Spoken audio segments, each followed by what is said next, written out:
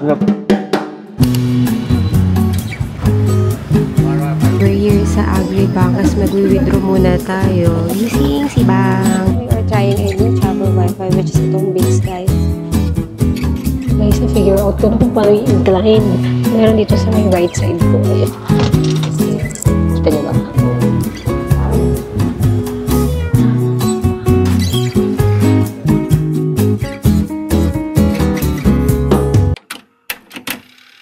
Hey besties! Welcome back to a fresh and brand new travel episode of Exploring with Den.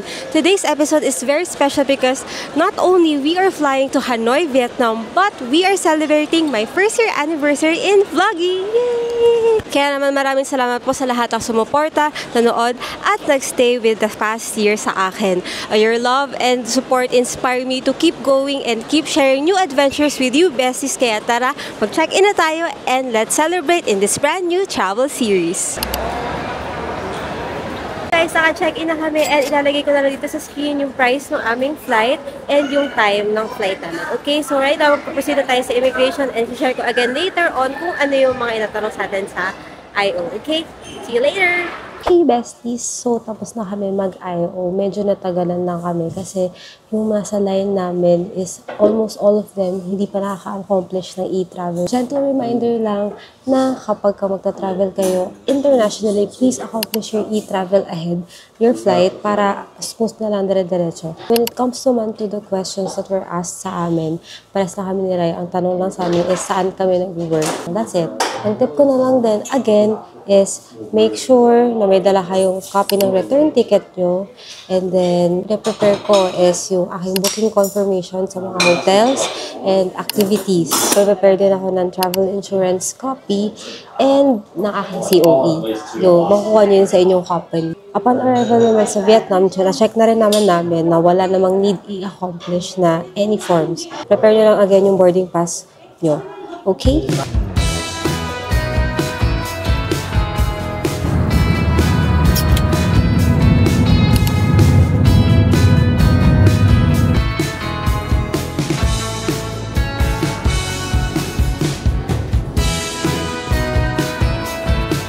Hey everyone, we just landed at Noi Bai International Airport and sobrang haba ng pila ng immigration. It took us 42 minutes to be able to finish immigration process. As in, so, nung last time kasi na pumunta kami ng Vietnam sa Ho Chi Minh, hindi naman na namin na-experience tong ganito kahabang pila. Kaya nagtataka ako kapag may mga nakikita kong vlogs or TikTok videos na sobrang haba doon ng pila ng I.O.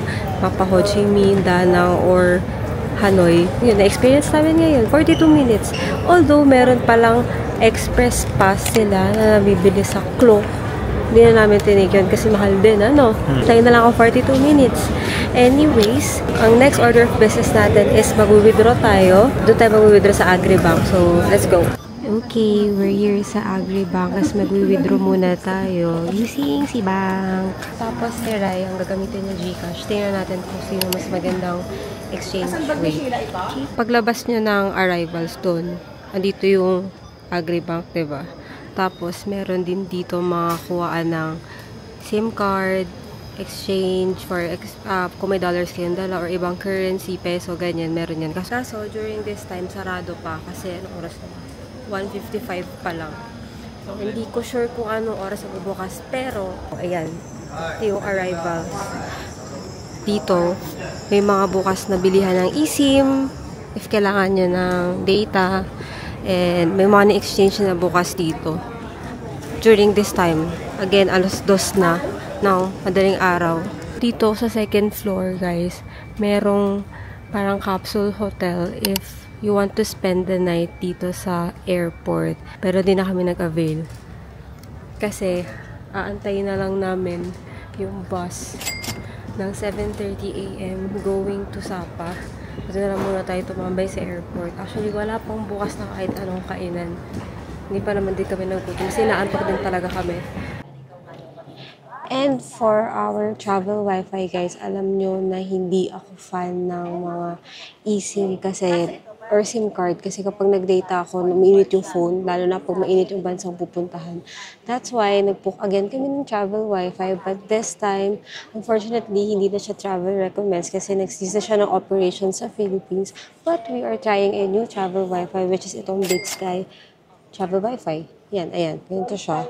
Okay guys, so di ba nag-withdraw kami sa Agribank kanina? Ako gumamit ako ng Cbank, tapos si Rai gumamit siya ng GCash. By the way, kapag nag-withdraw pala kayo sa Agribank, 3 million dong yung maximum na kaya nyo i-withdraw, and meron charge yun na 55,000 dong. So akin, pares kami ng withdraw na 3 million, 55. So ang na-charge sa akin is 6,761.63. So, ayan yung conversion rate. Tinivide ko lang. Kay Rai, ito, 6,721.23 pesos. So, mas malaki yung na-charge sa akin sa Cbank. Eh, ang Google rate ngayon is ito. So, mas malapit yung GCash kesa kay Cbank. So, alam nyo na, use GCash pag mag-withdraw. Good morning, guys. So, time check, 5:50 a.m. Bukas na to, finally. Ayan, itong pan mi hip. So, order lang kami ng pho ba wagyu. Ayan, 150,000 dong. And then, itong order din ako niya. Tsaka 2 bottled water lang. Ayan, i-deliver na lang yan sa table namin. Hindi pa ako nag-coffee kasi sabi ko kailangan makatulog ako sa bus. And nakatulog din ako dito sa airport. Humiga na lang ako dun sa sa mga chairs. Kasi sakit-sakit ng likod ko.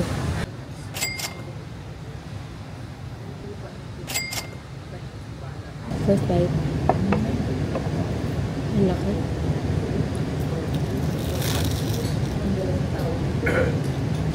Harap naman. Pero,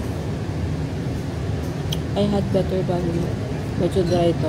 Pero okay na. Gutom na ako eh. Hey guys, so 7:10 na. And ngayon, ang meet up kasi is 7:30. Pero agahan natin kasi baka mamaya mas maagang umalis. So dito kami, so may arrivals again. And labas lang kami dito kasi ang tinext sa amin ng sa WhatsApp nung drive, ay di ko sure kung driver yun. Basta yung company is pillar number 1 daw kami imi-meet. So hanapin namin yung 1 doon. Sa kabilang dulo. Pillar number 1, yun yung meet up na ating HK sleeper bus. I-link down below ko na lang yung HK bus line dyan. Ito tayo ngayon sa may pillar number 1. So, makikita nyo yan dyan sa taas. Yeah, mas nakalagay dyan, pillar number 1. And time check again, 7:24. Mahaba na yung line. I don't know if isang bus lang kami or what. Pero yeah, dito kayo mag-aantay if you're going to book yung mga sleeper bus going to Sapa. Guys, I think ayun na yung bus. Ayun si Kuya. Ayun, HK bus line.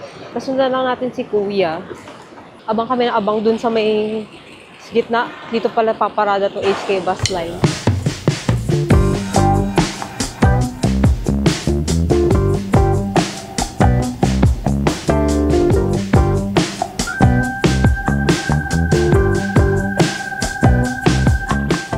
Okay guys, so nandito na ako sa loob ng cabin. So, ang pinili namin ni Rai is yung lower cabin. Medyo mas mahal lang siya kasi mahihiluhin ako. So, hindi ako pwede sa taas. Tsaka alam ko naman na yung dadaanan kasi going to Sapa is mabundok. So, ayun. Kailangan makatulog tayo ng maigit. Hindi tayo magsuka.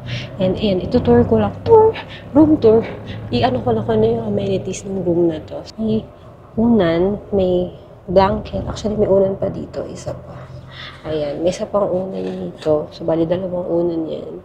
Tapos, may bottled water, may wet wipes, pamunas. Actually, dapat punasan tong ito. Pero hindi ko na punasan. And then, may mga switches dito. So, may charger na USB. May Type-C sa taas. And then, mga switch. Okay. Ilaw. Okay. And then, ayan. Yung color blue na ilaw. Ito is switch ng TV if you want manood. Tapos, ito over here may window. So, parehas may window. Upper and lower cabin may window. So, ayan. Tchanan! O, diba? Para makita niyo yung view. Isa ka na ulit. Tapos dito, may sabitan. Kung gusto niyo isabit dyan. And then, may headphones na pwede niyo i-connect sa TV. Oh, and ito, tingnan nyo, massage. Pwede mong massage yung upuan. Tapos, what else? Here, power button if you need assistance. And then, ayun, may aircon dito na pwede nyo i-adjust. Tapos, kanina pala, before umakyat, binigyan na kami ng plastic para i-shoot yung mga shoes. Ayan, so naka-plastic yung shoes namin para hindi madumihan yung carpet dito sa loob ng bus. Okay, so figure out ko lang paano i-incline yung chair.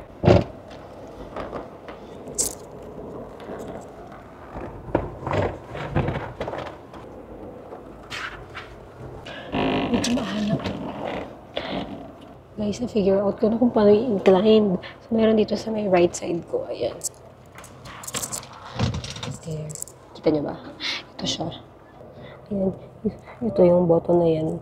Button? Lever. Lever? Tama ba ako? Sorry. O basta yan. Yan yung incline.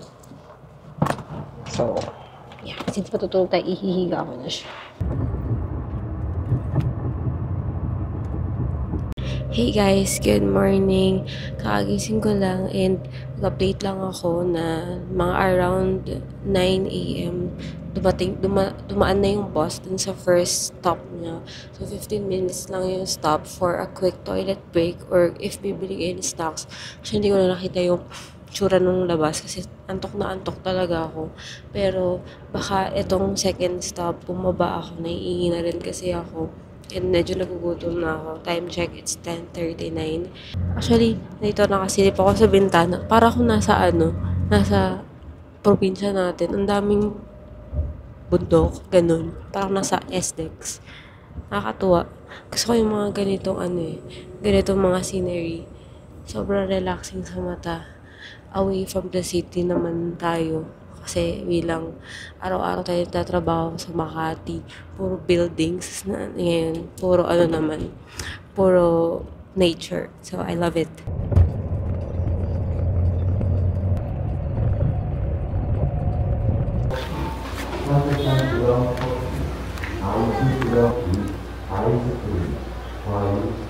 So after mga 1 hour and 15 minutes na lang, usapan na.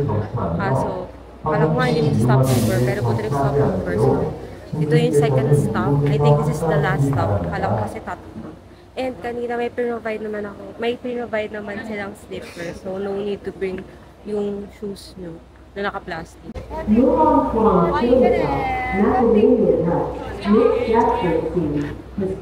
is this? Bumili lang ako ng ito. And then si Rai nag-sausage. Ito lang yan. Makakain muna kami and I'll see you guys later.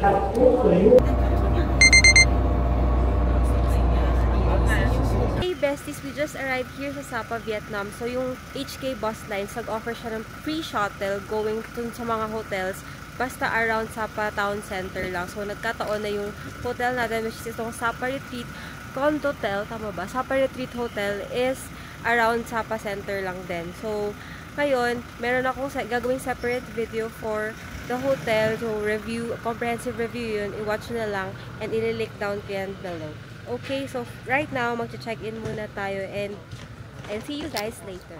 Hey besties, so naka-freshen up na kami and right now, mag-proceed tayo sa restaurant dito somewhere malapit kasi magli-late lunch kami. Baka kanina nung nag-stop over, yun na yung kinain natin. Nag-bread lang ako.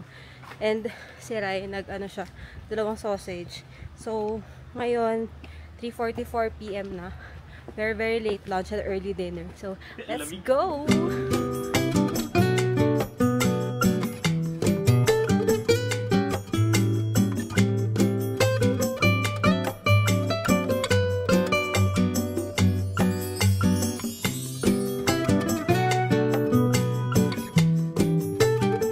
Okay guys, dito tayo kakain. Sa Paradise Restaurant. Dito tayo. Binigyan na kami ng menu. And we're planning to order yung spring rolls kasi dito siya famous. And siguro isang order ng pho. Hati na kami ni Rai. This one? Yeah. One. And then Oh, this one. One Meat also. bulk chicken. Beef. Okay. And then one green tea. Okay. And then one Fanta. Okay. Food is here. So, this is the beef, yung spring rolls. Tapos yung tsaka ko na parang sa labat. Hindi naman yung green tea. Tapos yung Fanta na rin. Sabaw muna ako.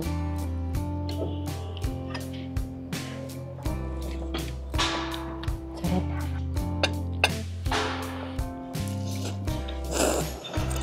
Sarap. Mainit. Sarap.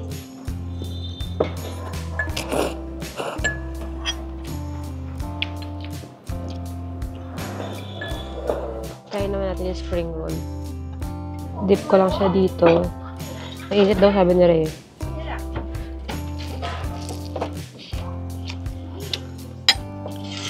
Ang sarap. Ayun. May parang glass noodle sa loob. Tapos karne. Sarap.